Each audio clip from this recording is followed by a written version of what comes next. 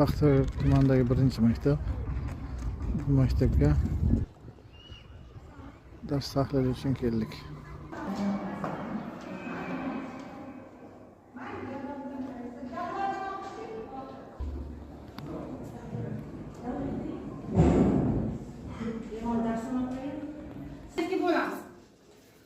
Birinchisiga, demak, yosh tarkibi bo'yicha esa endi tug'ilgan yangi individlar organizmlar. Ikkinchisi esa, demak, o'rta yoshdagi, demak, yetuk organizmlar. Ikkinchi massa ko'rinishda bo'ladigan bo'lsa, populyatsiya sonidagi birlikda. Biz matematik shuni chiqarib ko'ramiz.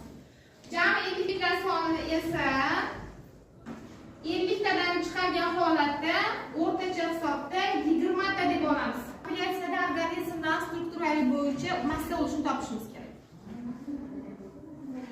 Demak, bu savoldan kelib chiqadi. Yetuk organizmlar, demak, bizda populyatsiya individlari ko'payishi har doim yetuk organizmga bog'liq bo'lganligi uchun bor yo'q 5 ta individ bo'lganligi hisobiga yetuk organizmlar naqlari tug'ilish ko'rsatkichi kamroq bo'ladi-da, bu populyatsiyada o'lim ko'rsatkich soni ko'p bo'ladi.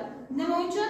Qari individlar soni populyatsiyada ko'proq massa bo'lishni egallaganligi uchun. Shu bo'yicha agar biz birga bir nisbatni oladigan bo'lsak, jinsiy nisbat sifatida agar populyatsiya 75% miqdor urg'ochi organizm 100% deb olganda 25% nisbatda erkak organizmlar tashkil qiladigan bo'lsa, ushbu populyatsiyada tug'ilish soni ko'p bo'ladimi yoki tug'ilish soni o'zgarmaydimi? To'ppa-to'g'ri birga bir nisbatda bo'lishi kerak. Agar urg'ochlar soni kam bo'ladigan bo'lsa, erkaklar ko'p bo'ladigan bo'lsa, unda tug'ilish soni kamayib ketadi. Agar erkaklar kam bo'ladigan bo'lsa, urg'ochlarniki ko'p bo'ladigan bo'lsa, 3 ga 1 bo'ladigan bo'lsa, tug'ilish soni oshadi. Qo'shimcha ma'lumotlar bilan yana ham mavzu to'ldirib kelamiz. Tushunarli mavzu hammaga? Ha, darsimiz tugadi.